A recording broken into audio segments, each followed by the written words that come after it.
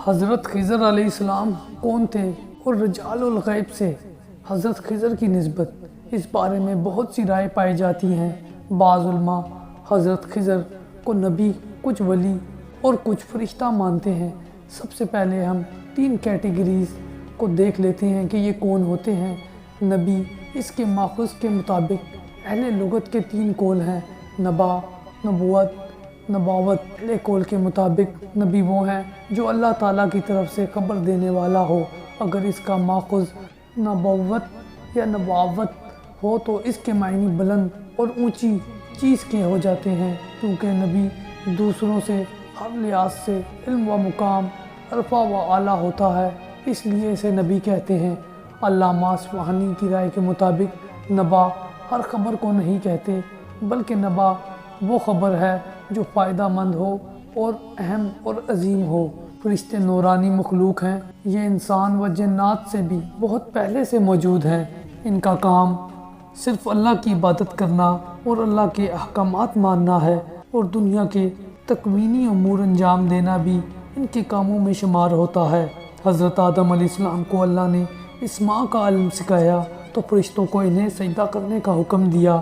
یہ سجدہ اس بات کی علامت تھا کہ آدم علیہ السلام علم کی بنا پر فرشتوں سے افضل ہیں۔ حضرت آدم کے پاس فرشتوں سے زیادہ علم تھا۔ اگر حضرت خضر علیہ السلام فرشتے تھے تو تب بھی وہ وہیں موجود ہوں گے، انہوں نے بھی آدم علیہ السلام کو سجدہ کیا ہوگا، حالانکہ سجدے کا مطلب ہی انسان کی علم پر برتری قبول کرنا اور انسان کی خدمت کرنا تھا۔ وہب بن منبع نے رسول اکرم صلی اللہ علیہ وسلم سے نقل فرمایا کہ جب موسیٰ علیہ السلام نے یہ خیال کیا کہ وہ اہل زمین میں سب سے بڑے عالم ہیں، تو اس وقت اللہ تعالیٰ نے جس شخص کی تلاش میں بھیجا وہ خضر علیہ السلام تھے، جو موسیٰ سے بھی بڑے عالم تھے، تاکہ وہ ان سے علم سیکھیں۔ جب فرشتوں سے زیادہ علم اللہ نے انسان کو دیا اور فرشتوں نے اس بات کو مانتے ہوئے انسان کو سجدہ کیا، تو پھر یہ کیسے مان لیا جائے کہ ایک نبی جو کلیم اللہ ہے وہ ایک فرشتے سے علم سیکھنے جائیں، کیونکہ وہ ایک نبی سے بھی بڑے عالم تھے، حالانکہ وہ فرشتے سجدے کی صورت میں اپنی کم عقلی کا اقرار کر چکے تھے۔ لہٰذا حضرت خضر علیہ السلام فرشتے نہیں تھے۔ ولی اللہ کے نیک بندے اور دوست ہوتے ہیں۔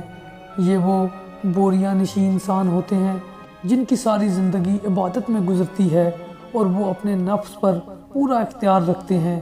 اپنی عبادات اور مجاہدات سے وہ اعلیٰ مقام حاصل کر لیتے ہیں جو بہت کم لوگوں کو ملتا ہے۔ ان کی روحانی پرواز کعبہ شریف و روضہ اطہر سے لے کر سدرۃ المنتہا تک ہوتی ہے۔ انہی کے بارے میں قرآن پاک میں اللہ تعالیٰ نے فرمایا ہے کہ وہ مردان حق جنہیں تجارت اور خرید و فروخت یاد خداوندی سے غافل نہیں کرتی۔ صوفیاء کرام نے علوم اسلامیہ کو 2 حصوں میں تقسیم کیا: علم الاحکام، نمبر 2 علم الاسرار۔ علم الاحکام یعنی مسائل و فضائل شریعہ تک محدود رہنے والے علماء محدث، فقیہ، مفتی اور مجتہد وغیرہ کہلاتے ہیں، اور سر علم الاسرار کے جاننے والے درویش، صوفی، ابدال وغیرہ کہلاتے ہیں۔ البتہ اہل کمال کا ایک ایسا طبقہ بھی ہے جو دونوں علوم سے فائدہ حاصل کرتا ہے۔ حدیث شریف میں انہی بزرگوں کو انبیاء کا وارث کہا گیا ہے۔ علوم الاسرار اور روحانیت کا سرچشمہ بھی دیگر علوم اسلامیہ کی طرح قرآن مجید ہی ہیں۔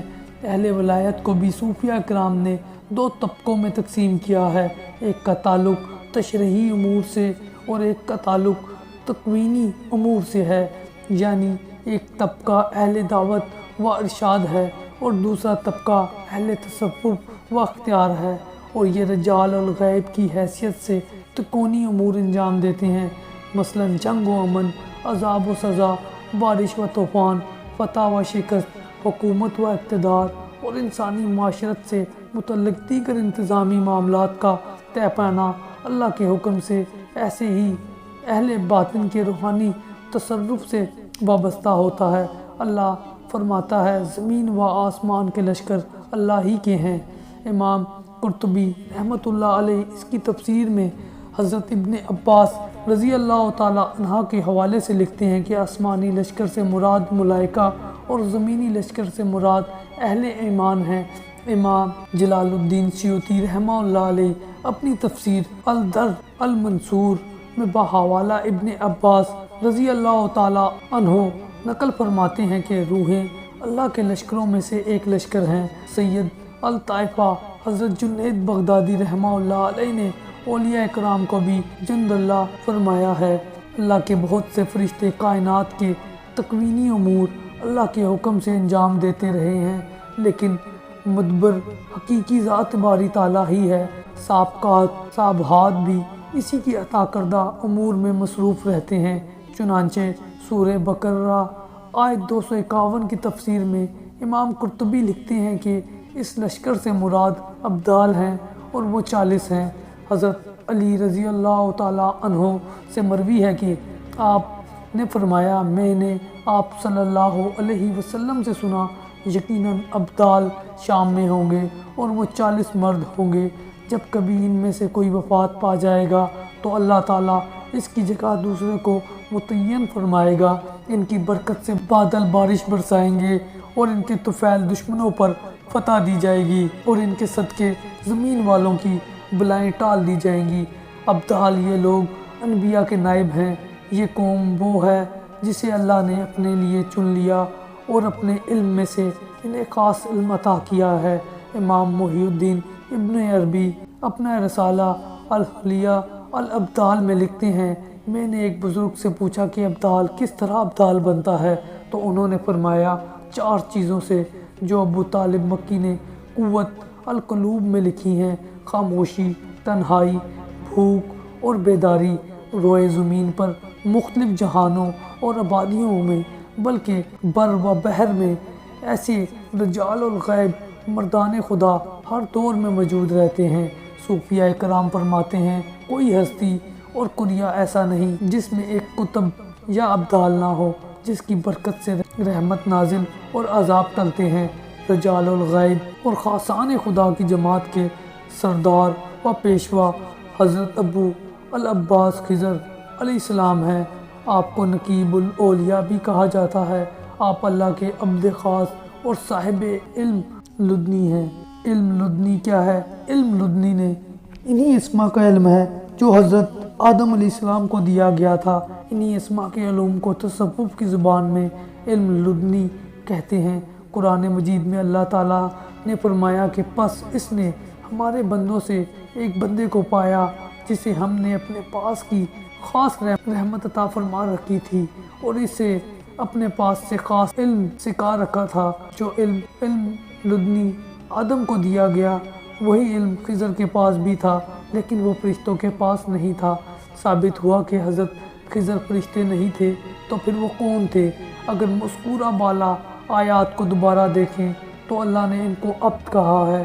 اب روحانیت کا سب سے اونچا منصب اور منصب عبد کے متعلق حضرت شیخ احمد سرہندی مجدد الف ثانی رحمہ اللہ علیہ اپنی کتاب فرماتے ہیں، لہٰذا مراتب ولایت کی انتہا مقام عبدیت ہے۔ ولایت کے درجات میں مقام عبدیت سے اوپر کوئی مقام نہیں۔ اس لحاظ سے ہم خضر کو ولایت کے سب سے اونچے مقام عبد سمجھ سکتے ہیں، جو اپنے سے نیچے تمام منصب کے ہیڈ ہیں۔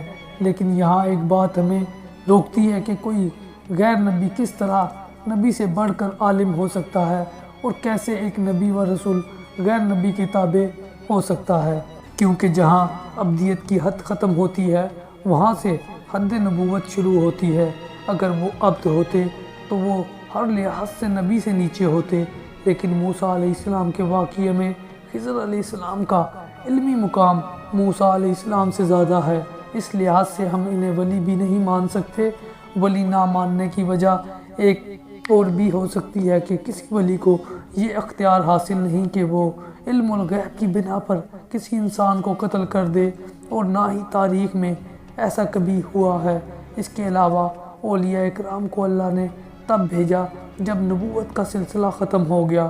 اس سے پہلے رجال الغیب موجود تھے، وہ حضرت آدم علیہ السلام کے زمانے سے لے کر حضرت محمد صلی اللہ علیہ وسلم کے زمانے تک، اور آپ صلی اللہ علیہ وسلم کے زمانے سے لے کر حضرت عیسیٰ علیہ السلام کے ظہور تک موجود ہوں گے، یعنی اب سے آخر تک۔ اس سے پتہ چلتا ہے کہ حضرت خضر ولی نہیں بلکہ ان کا تعلق رجال الغیب سے معلوم ہوتا ہے، لیکن انبیاء، انسان، فرشتے اور جنات بھی رجال الغیب ہو سکتے ہیں۔ انسان کی مثال میں حضرت شیخ عبد القادر جیلانی اور حضرت مجدد الف ثانی وغیرہ ہیں۔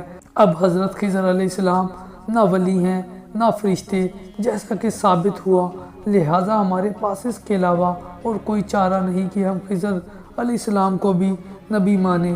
اللہ تعالیٰ نے قرآن میں اپنے انبیاء و رسول کو کہیں اب اور کہیں صدیق سے بھی خطاب کیا ہے۔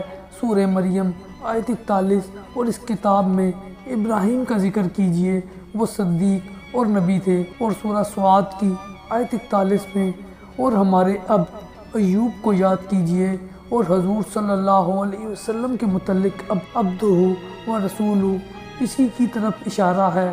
اللہ نے عبد کا لفظ اپنے نبی کے لیے بھی استعمال کیا ہے، اس لحاظ سے حضرت خضر علیہ السلام ایک نبی ہیں، نہ کہ ولی یا فرشتہ۔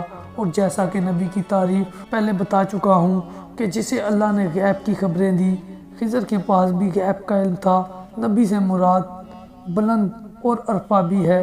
امام ابو جعفر الطحطاوی نے مشکل الآثار میں حضرت ابو امامہ الباہلی رضی اللہ تعالیٰ عنہ سے مروی ایک روایت نقل کی ہے، جس میں رسول اللہ صلی اللہ علیہ وسلم نے صحابہ اکرام کو بنی اسرائیل کا ایک واقعہ سناتے ہوئے حضرت خضر علیہ السلام کا تذکرہ فرمایا اور دوران مکالمہ ان کی نبوت کے اثبات و اظہار فرمایا۔ اس روایت کو امام طحطاوی کے علاوہ امام ہیثمی نے مجمع الزوائد میں بحوالہ طبرانی نقل کیا ہے۔ اس کے علاوہ ابو سعید نقاش نے اسے فنون العجائب میں روایت کیا ہے۔ امام ہیثمی کہتے ہیں کہ اسے طبرانی نے مجم الکبیر میں روایت کیا ہے اور اس کے تمام راوی ثقہ ہیں۔ اور رہی وہ روایت جس میں حضرت خضر علیہ السلام نے فرمایا کہ اللہ تعالیٰ نے اپنے علوم میں سے ایک علم مجھے سکھایا جیسے آپ نہیں جانتے، اور ایک علم آپ کو دیا جسے میں نہیں جانتا۔ حضرت موسیٰ علیہ السلام کے پاس نبوت اور شریعت کا علم تھا، اور حضرت خضر علیہ السلام کو اللہ نے نبوت کے ساتھ ساتھ بعض تکوینی امور کا علم لدنیا دیا تھا، جس سے صرف خضر علیہ السلام کو نوازا گیا، اور اس علم کی بدولت وہ ایسے کام اللہ کے حکم سے انجام دیتے تھے جو شریعت کے خلاف تھے، یعنی شریعت کا علم جو اللہ نے موسیٰ علیہ السلام کو دیا وہ خضر کے پاس نہیں تھا۔ دوسرا، جس میں خضر علیہ السلام فرماتے ہیں کہ میں جو بھی کرتا ہوں اللہ کے حکم سے کرتا ہوں، تو صرف فرشتے ہی اللہ کے حکم سے ہر کام نہیں کرتے بلکہ نبی و رسول بھی اللہ کے حکم کے پابند ہوتے ہیں۔ حضور صلی اللہ علیہ وسلم نے بہت دفعہ کفار مکہ سے فرمایا کہ میں جو کہتا ہوں خود سے نہیں کہتا بلکہ اس کا حکم تو مجھے اللہ کی طرف سے وہی ہوتا ہے۔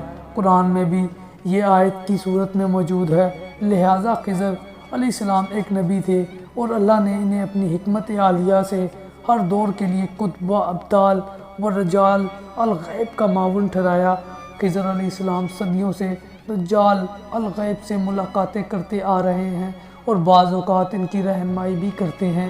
تمام اہل نظر خضر علیہ السلام کو اولیاء اکرام کا قائد مانتے ہیں۔ حضرت علی رضی اللہ تعالیٰ عنہ نے آپ علیہ السلام کو سید القوم تسلیم کیا ہے۔ قسطلانی شرح بخاری میں حضرت خضر علیہ السلام کو مردان غیب ہی نہیں بلکہ رجال الغیب کا رہنما بھی تسلیم کیا گیا ہے۔